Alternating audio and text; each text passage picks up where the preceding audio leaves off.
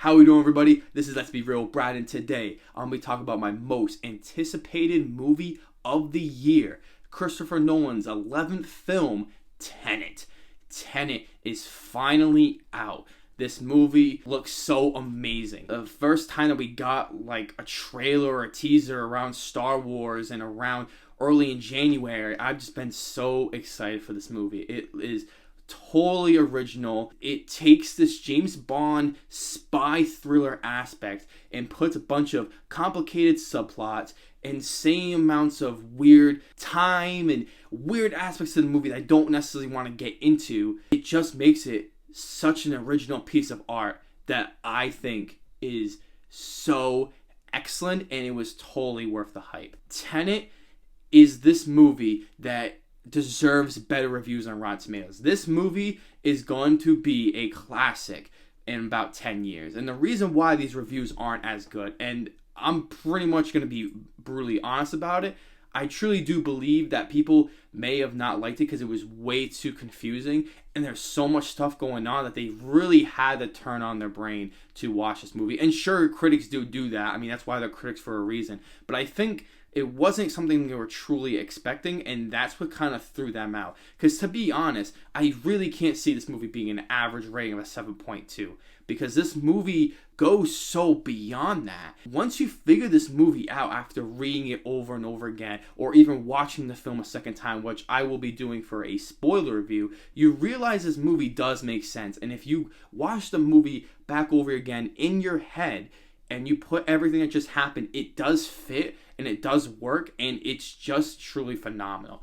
And the reason why I say all this is because Christopher Nolan took about 6 to 7 years to put this movie together, to have the writing in place, because he wanted to make sure this insane, crazy concept was all mashed in together. But with Christopher Nolan's amazing work and how he's able to master the story and reveal things as they go along, especially in this first half, which is pretty simple, like a straightforward spy thriller that's pretty much better than the most average spy thrillers. But once you get that second half, everything in the first half you thought of changes and it becomes almost a different movie, but it blends so well together that it is truly amazing. The best parts of this film is the acting. The acting is so great. John David Washington kills it in this movie. Robert Pattinson is also fantastic. I thought Kenneth Branagh did an awesome job playing this more villainous role that really stood out and felt very menacing,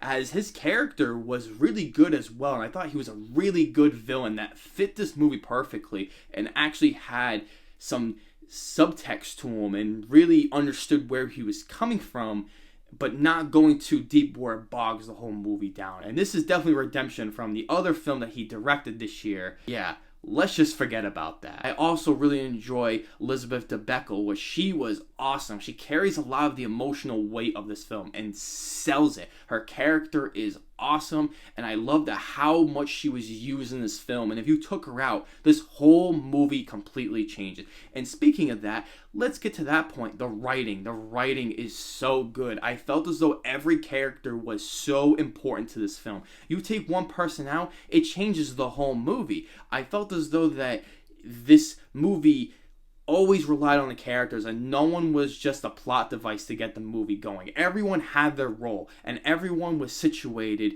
to have more context spewed about them as we go along, because Nolan's such a great director at creating mystery and unveiling as he goes along, and he does that in pretty much all his films, and it's definitely a known trait that he has, that he excels at, and he just does it all the time, and it's always amazing. So you always got to give Nolan credit when he does it correct. The action sequences are fantastic, and that is also due to some really great editing, but I love the choreography because it doesn't feel over stylistic and feel like, you know, they were just sitting there practicing punches. It feels kind of raw, and it feels very violent and gritty, and just feels very mature, as it's just not all over the top and just completely insane. Obviously, some parts are a little insane, but I feel like a good amount of it could possibly happen between these professional spies and this undercover group trying to come after them. I thought that could really happen. It was really engaging, and it was used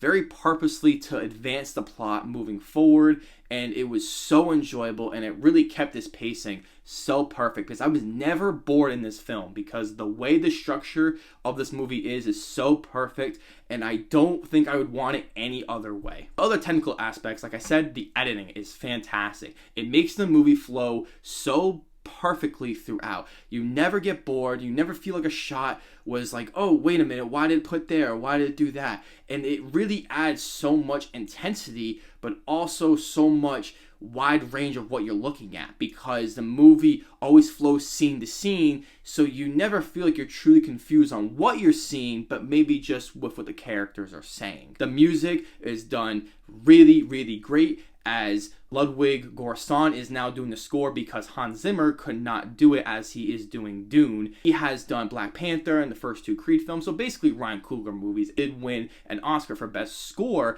for Black Panther. He did a really awesome job, as the score isn't totally utilized. It's almost kind of in the background, but sometimes it's just elevated over the screen. I thought it was really, really good, and I really enjoyed it. Love the sound editing. I love the sound design. It's just blasting in the cinema, and that's why you got to see this movie in the cinema. And I know with everything going on, if you don't feel comfortable about it, don't go to the movies, because I want to make sure you guys are comfortable and that you know that other people are being safe. As people in my theater were safe, wearing their masks, listening to rules and regulations determined by the cinema, and I felt very comfortable in the theater along with my other people that were with me. So visual effects are incredible. I don't even know what was real and what was CGI. I mean, some parts you're like, that just looks so real, but you're like, was there CGI used? And then when special features come out for this 4K, you're gonna realize that almost the whole movie was basically practical effects, because Christopher Nolan is just known for doing that, and that's why his movies are going to age so much better than a lot of these other action big blockbuster movies, because Nolan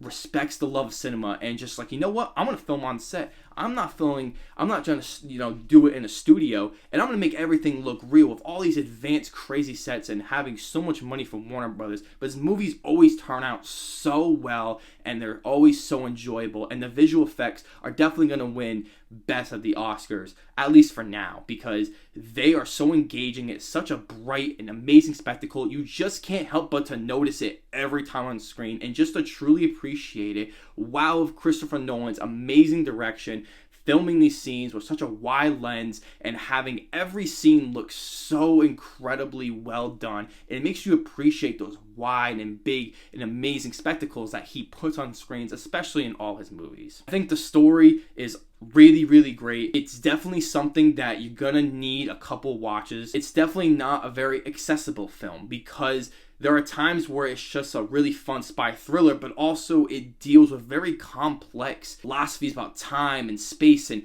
how we utilize those things. It definitely has a use of time travel as well. And I think the movie does an amazing job utilizing that, especially with a lot of exposition, but I feel as though it works in all those scenes, and it makes for even a more enjoyable spectacle that always kept me more engaged and way more invested, because you can't just turn your brain off. If you turn your brain off in this movie, you will not understand it. You need to be sitting up, thinking about the movie, even bringing a notebook and just jotting things down if you can even see in the cinema, because that is exactly what I'm going to do for my second viewing and do a spoiler review of this movie, because it definitely needs that. So please pay attention and make sure you are trying to enjoy this film, because everything that is being said matters, and that's why Nolan is so great at creating his films in that way. The only negatives I really have with the movie is the audio. The audio is just not that good. I thought it was just my girlfriend and I just